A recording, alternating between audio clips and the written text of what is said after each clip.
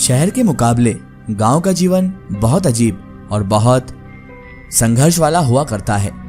जिस तरह शहर में हमें बहुत सारी फैसिलिटीज और गवर्नमेंट की फैसिलिटीज मिल जाती है, उस तरह गांव में हमें इतनी सारी फैसिलिटीज, इतनी सारी मशीनरी नहीं मिलती।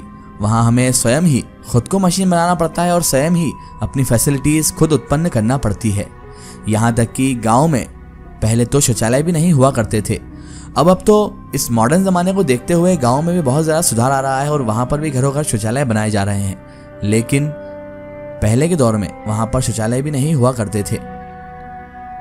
आज जो स्टोरी हम आपके लिए लेकर आए हैं वो भी एक गांव से रिलेटेड स्टोरी ही है, और ये उस दौर की स्टोरी है जब गांव बहुत पिछड़े वर्ग में आया करता था। ये कहानी है उन दिनों की जब गांव में शौचालय नहीं होते थे। अब तो पीएम ने जगह जगह गांव में शौचालय बनवा दिए हैं, लेकिन पहले शौचालय नहीं थे। गांव में रहने वाले लोगों के लिए शौच के लिए उन्हें खेतों में जाना पड़ता था या किसी वीराने में या फिर किसी आबादी से दूर, क्योंकि शौचालय वहां पर मौजूद नहीं थे। तो उन्हें शौच करने के लिए इसलिए दूसरी जगह पर ही जाना पड़ता था। बबली रोज अपनी माँ के साथ सुबह उठकर शौच के लिए जाती थी। अब शौचालय जाना इतना ज़रूरी इंपॉर्टेंट होता है, यानी कि इंसान को सुबह सुबह वहाँ जाना ही पड़ता है। ये एक कॉमन फैक्ट और नॉर्मल है। ये नेचर की तरफ से ही रूल है कि इंसान को सुबह सुबह फ्रेश होने तो जाना ही है, चाहे वो कोई सा भी इंसान हो, चाहे वो किसी भी प्रजाति का हो उसे, लेकिन ये चीज़ तो करने जाना ही पड़ता है। बहरहाल वो रोज़ अपनी माँ के साथ सुबह उठकर शौच के लिए जाती थी और हमेशा का यही मामूल था कि उसे लड़की होने की वजह से किसी न किसी को साथ लेकर ही जाना पड़ता था। एक रात की बात है कि बबली की अचानक आंख खुली और बबली ने देखा कि माँ बिस्तर पर नहीं है। बबली ने समझा कि माँ शौच के लिए जंगल चली गई होगी। वो उठी और खुद भी जंगल की ओर चल पड़ी। उसने सीढ़ियों से उतरते हुए घड़ी में समय देखा तो घड़ी में सुबह के 5 बज रहे थे। घड़ी को देखते हुए बबली कमरे से बाहर निकली। बबली रास्ते में बड़बड़ाते हुए कह रही थी कि आज माँ मुझे जगाकर नहीं ले गई, लेकिन माँ ज़्यादा दूर नहीं पहुंची होंगी, रास्ते में मिल ही जाएंगी। और वो कुछ तो इसलिए बड़बड़ा रही थी कि रोज उसे माँ के साथ जाना रहता था, क्योंकि उसे अकेले जाने में डर भी लगता था। जंगल वीराने में अकेले शौच के लिए जाना बहुत ज़्यादा खतरनाक भी हो सकता है, और इसके अलावा अकेले लड़कियों को जाने में अक्सर डर ही लगता है। वो चिढ़ चुकी थी क्योंकि माँ उसे बिना लिए आज चली गई थी और हमेशा वो माँ के साथ ही जाती है। तो वो सोच रही थी कि माँ को जब पता है कि मुझे उनके साथ ही जाना पड़ता है तो आज मुझे जगाकर क्यों नहीं गई। फिर उसे ध्यान आया कि माँ ज़्यादा दूर नहीं पहुँची होंगी, क्योंकि माँ इतनी जल्दी कभी नहीं जाती। खैर, अब वो मिल ही जाएंगी मुझे रास्ते में कहीं ना कहीं।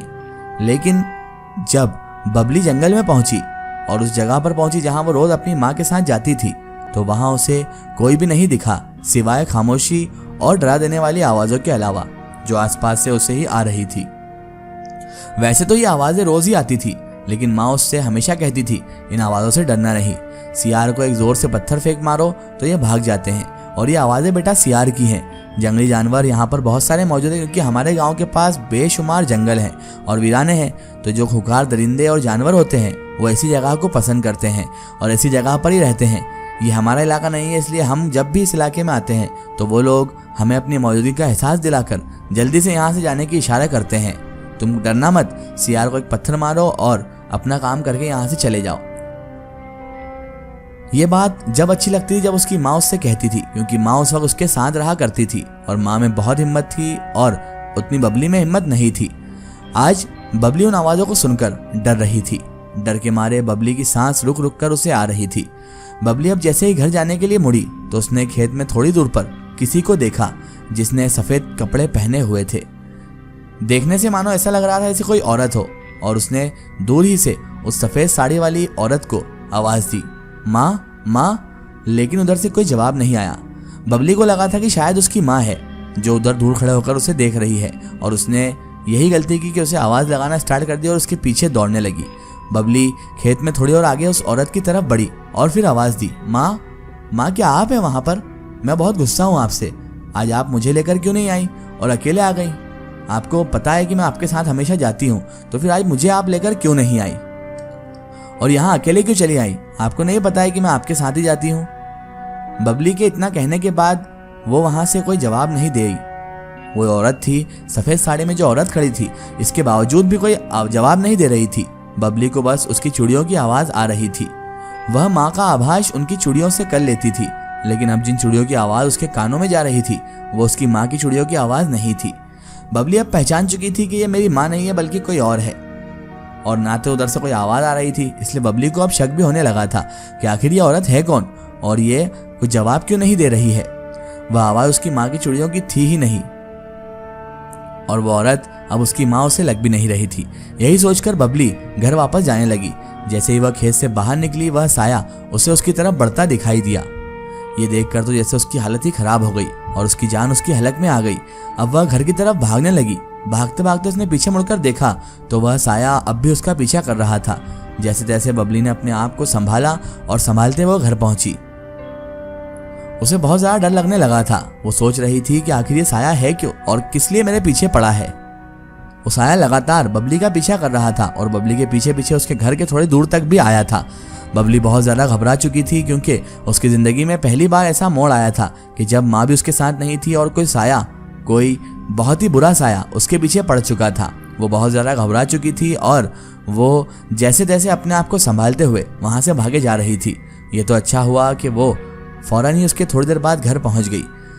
जैसे ही वो घर पहुंची और उसने मुड़कर देखा तो वो साया अब गायब हो चुका था। उस साया का नामो निशान दूर दूर तक मौजूद नहीं था। अब वो बहुत ज़्यादा घबरा गई कि आखिर ये साया था क्या और ये मेरे पीछे क्यों पड़ गया था। हो सकता है कि ये कोई आत्मा तो नहीं थी। अभी वो घर पहुंची ही थी कि माँ ने देखा कि ये लड़की ऐसे भागते हुए क्यों आ रही है। बबली से माँ ने कहा, क्या बात है बेटा, तुम ऐसे भाग क्यों रही हो। तो बबली ने हाफते हुए कहा, माँ वो औरत वो साया। तो माँ ने देखा, बोले ये औरत साया किसकी बात कर रही है। और माँ ने कहा, कौन औरत बेटा, क्या हुआ, आओ बैठो, पहले सांस लो, आराम से पानी पियो, उसके बाद बताना बात क्या है। थोड़ी देर सांस लेने के बाद बबली को माँ ने पानी दिया और उसके बाद सांस लेकर बबली ने पानी पिया और माँ को बताया, माँ आप जंगल नहीं गई आज शौच के लिए। माँ ने कहा, नहीं, और तुम कहाँ गई थी सुबह सुबह उठकर। तो बबली कहने लगी, माँ मैं तो जंगल गई थी, मुझे लगा आप वहीं पर हैं। तो माँ ने कहा, अकेले। तो बबली ने कहा, बोला ना माँ, मैंने सोचा कि आप जल्दी चली गई थी इसलिए मैं आपके पीछे पीछे चली आई। मुझे नहीं पता था कि आप आज गई ही नहीं है। मैंने घड़ी में भी समय देखा, तब 5 बज रहे थे, तो उस समय जाने में मुझे कोई डर नहीं लगा। इस पर माँ ने कहा, लेकिन बेटा घड़ी तो कल शाम के 5 बजे से बंद पड़ी है। तूने क्या सोचा कि 5 बज रहे हैं सुबह के, ये तो कल रात से ही बंद पड़ी है। जैसे ही बबली ने बात सुनी कि घड़ी कल शाम 5 बजे से बंद है, तो अब तो उसके पैरों तले जमीन निकल गई। अब वह समझ चुकी थी कि मैंने जो सफेद कपड़ों में औरत देखी वो कोई इंसान नहीं थी, बल्कि कोई दूसरी मखलूक थी, बल्कि कोई आत्मा या फिर चुड़ैल वुड़ैल थी। माँ ने पूछा, क्या हुआ, क्या तूने बताया नहीं। तब बबली राहत की सांस लेकर चुप हो गई और माँ से कहा, कोई बात नहीं माँ, मैं बस थोड़ा डर गई थी और कुछ नहीं। आज तक बबली उस हादसे को भूल नहीं पाई और शायद ना कभी भूल पाएगी। वो साया उसे जो दिखा था खेत में और वो जो औरत दिखी थी वो हो ना कोई दूसरी दुनिया की मखलूक ही थी जो उसे उस दिन मौत की घाट उतारने आई थी। वो तो किस्मत अच्छी थी बबली की कि उसने अपनी जान बचाकर वहां से भागना सही समझा। अगर वो कुछ देर और वहां पर इस चीज का मुआयना करती रहती तो शायद आज वो हमारे बीच में ना होती।